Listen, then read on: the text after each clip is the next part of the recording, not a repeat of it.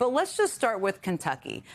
Jim, let me go to you first. What do you make of Massey's defeat? What should people take away from that? Oh, Jim, you may be unmuted. Sorry. Let's see if you can.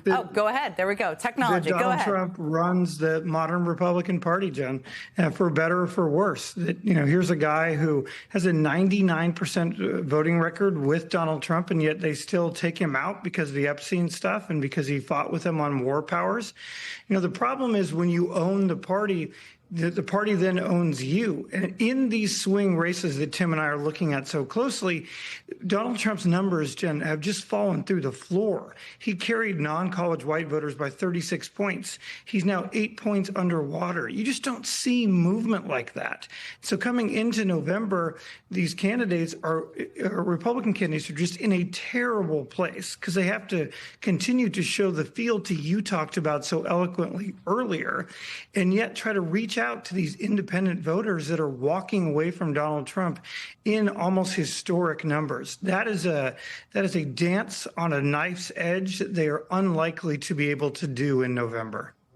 Yeah, I mean, the electorate, I was talking to Chris a little bit about this. The electorate is very different from that district, from what the electorate will be in November. It still does show Trump has power among his core base. Let me ask you, Tim, just about the money aspect of this, because, I mean, this was the most expensive House race in history. $33 million was spent, a lot by outside groups. AIPAC. There's a lot of different groups that were spending money here, I should say.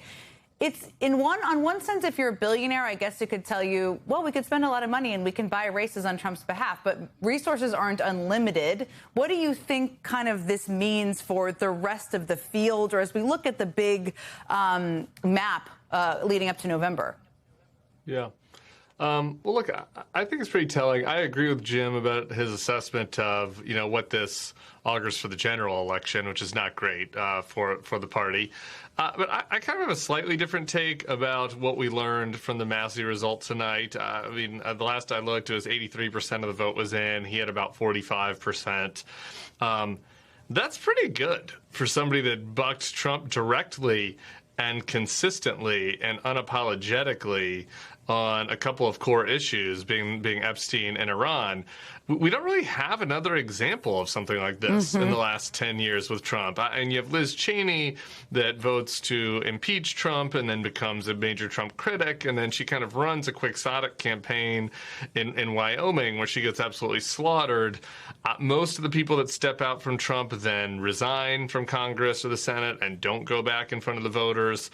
You have people like Cassidy who will buck Trump and then pretend like they loved him all along and go back in front of the go back into his good graces.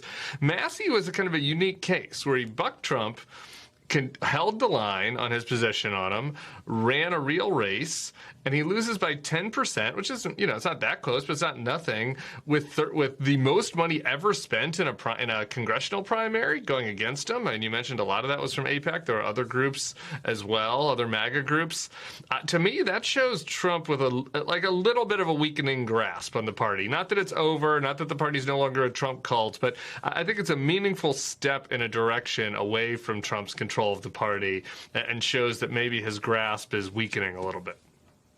Yeah, that's an interesting. Thank you for giving us a little uplift there. But I mean, it's true. They spent that's a huge amount of money in a House district to have spent against him, and we shouldn't minimize that. I've been dying to talk to you both about Texas because obviously the primary is not coming up in Texas until next week. But today, I mean, this could have been a day where the guy Trump wanted to win defeated Thomas Massey, and that would have been the political news, I guess. And instead, he endorsed Ken Paxton, and the Senate is basically pissed off at him. Jim, why did he endorse Paxton? What is this all about? What's your take on it? I think two things. One, he thinks Paxton's going to win the primary, and he wants to be on the right side.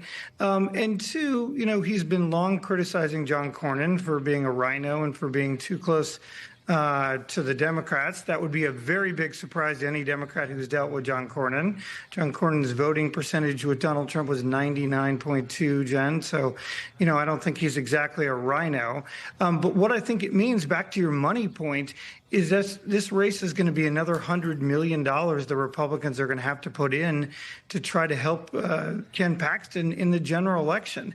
And I know they have a lot of money, but when you spend $32 million to beat Massey, and now you're going to have to spend $100 million to protect a state where the Republicans haven't lost a statewide election since 1994, at some point this just becomes math, and it becomes really hard to protect all these incumbents. Some of the races you talked about earlier in Alaska, in Ohio, their seat in Iowa, their seat in North Carolina. There's just not enough money if you're going to spend $100 million in the great state of Texas.